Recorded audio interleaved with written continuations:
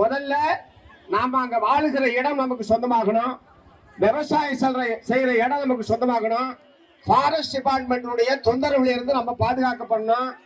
அங்க இருக்கக்கூடிய அடிப்படை வசதிகளை எதையும் நீதிமன்ற உத்தரவு என்கிற பெயரில் ரத்து செய்யக்கூடாது. மேய்ச்சல் உரிமை என்பது வழங்கப்படணும், அதில் எந்த விதமான தடையும் கூடாது.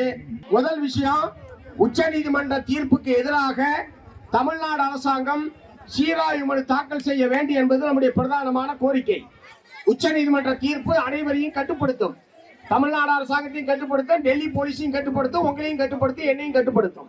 ஆகவே அதிலிருந்து சட்டப்படியாக இந்த தேனி மாவட்ட மக்களுக்கு, வருசநாடு மேகமலை பகுதி மக்களுக்கு ஒரு சட்டப்படியான பாதுகாப்பை ஏற்படுத்த வேண்டும் என்று சொன்னால் தமிழ்நாடு அரசின் சார்பில் சீராய்வு மனு உச்ச நீதிமன்றத்திலே விரைவில் தாக்கல் செய்யப்பட வேண்டும்.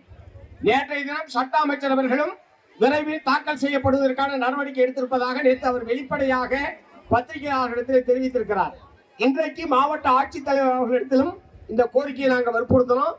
ஏற்கனவே சட்ட அமைச்சர் இப்படி சொல்லியிருக்காரு, இன்றைய ஆர்ப்பாட்டத்தின் வாயிலாக இந்த கோரிக்கையை வற்புறுத்தியிருக்கிறார்கள் என்பதை நானும் அரசுடைய கவனத்துக்கு கொண்டு செல்கிறேன். கட்டாயம் மறு சீராய்வு மனு தாக்கல் செய்யப்படும் என்பதை மாவட்ட ஆட்சித்தலைவர் உறுதியளித்திருக்கிறார் என்பது ஒன்று. இரண்டாவது, அதுவரை எக்காரணம் கொண்டும் இந்த மாவட்ட மக்கள், அந்த மலையில் இருக்கக்கூடிய மக்கள் யாரும் வெளியேற்றப்பட மாட்டார்கள் என்கிற உறுதியை மாவட்ட ஆட்சித்தலைவர் அவர்கள் கொடுத்திருக்கிறார்கள். உரிமை சட்டப்படி இந்த மாவட்டம் முழுவதுமே வன உரிமை சட்டப்படி உரிமை கோரக்கூடிய மக்களிடமிருந்து மனுக்களை பெற்று வன உரிமை சட்டப்படி நிலப்பட்டாவும் வன உரிமையை வழங்குவதற்குரிய நடவடிக்கைகளை மாவட்ட நிர்வாகம் மேற்கொள்ளும். அது முடிகிற வரை வன உரிமை சட்ட அமலாக்கத்தின் மூலமாக பலன் பெற வேண்டிய கடைசி மனிதன் இருக்கிற வரை எக்காரணம் கொண்டு நாங்கள் வெளியேற்ற மாட்டோம். அனைவருக்கும் வன உரிமை சட்டப்படி வழங்க வேண்டிய வன உரிமை நில உரிமையை வழங்குவோம் என்கிற உறுதியை மாவட்ட ஆட்சித்தலைவர் அவர்கள் கொடுத்திருக்கிறார்கள். நான்காவது விஷயம், இந்த மக்களுடைய இயல்பு வாழ்க்கை பாதிக்கப்படக்கூடாது. விவசாய விளைபொருளை எடுத்துட்டு வந்தா தடுக்கிறது, பஸ் 6 மணிக்கு மேல விடாம தடுக்கிறது, அல்லது ரோடு போடுறது தடுக்கிறது, இந்த மாதிரியான நடவடிக்கைகள் மக்களுடைய இயல்பு வாழ்க்கையை பாதிக்கப்படக்கூடிய வகையில் வனத்துறை நடந்து கொள்ளக்கூடாது என்பதை நாம் வற்புறுத்தி இருக்கிறோம். அது சம்பந்தமாக ஒரு வார காலத்திற்குள் வனத்துறை அதிகாரிகள், பொதுமக்களுடைய பிரதிநிதிகள், வருவாய்த்துறை அதிகாரிகள் கலந்து கொள்ளக்கூடிய ஒரு கூட்டத்தை மாவட்ட ஆட்சித்தலைவர் அவர்கள் ஒரு வார காலத்திற்குள் கூட்டி இந்த மாதிரியான பிரச்சனைகள் அனைத்துக்கும் தீர்வு ஏற்படுத்துவதாக நம்ம நிலையை உறுதி கொடுத்திருக்கிறார் என்பது மூணாவது விஷயம். நாலாவது, மலை மாடுகள் மேய்ச்சலை பொறுத்தவரை மலை மாடுகள் மேய்ப்பதற்கு ஏற்கனவே வன உரிமை சட்டத்தில் மேய்ச்சல் உரிமை என்பது அங்கீகரிக்கப்பட்டிருக்கிறது. ஆக வனத்துறை தடுக்க கூடாது என்பதை நாம் வற்புறுத்தணும். அதை மாவட்ட ஆட்சித்தலைவர் ஏற்றுக்கொண்டிருக்கிறார்.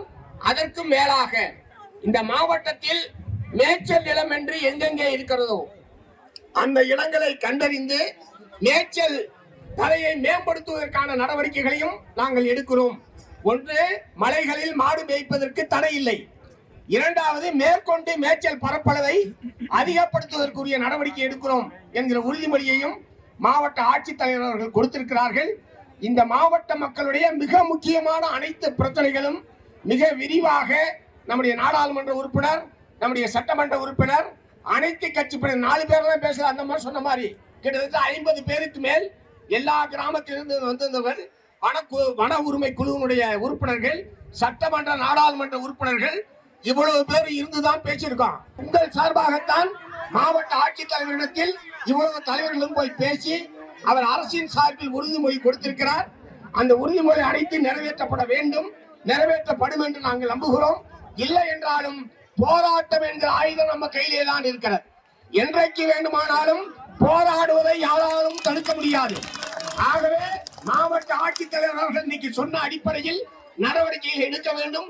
இல்லை என்று சொன்னால் நாம் மக்களுடைய வாழ்வு உரிமையையும் குடியிருப்பு உரிமையையும் விவசாய நில உரிமையையும் பாதுகாப்பதில் சமரசமற்ற போராட்டத்தை அனைத்து கட்சி தலைவருடைய ஆதரவோடு நாம் தொடர்ந்து நடத்துவோம். நமது உரிமையை நாம் பாதுகாப்போம். இன்றைய போராட்டம் என்பது மகத்தான வெற்றியை பெற்றிருக்கிறது என்கிற மகிழ்ச்சியோடு நீங்கள் அனைவரும் பாதுகாப்பாக வீட்டுக்கு செல்ல வேண்டும் என்று அன்போடு கேட்டு நிறைவு செய்கிறேன். வணக்கம்.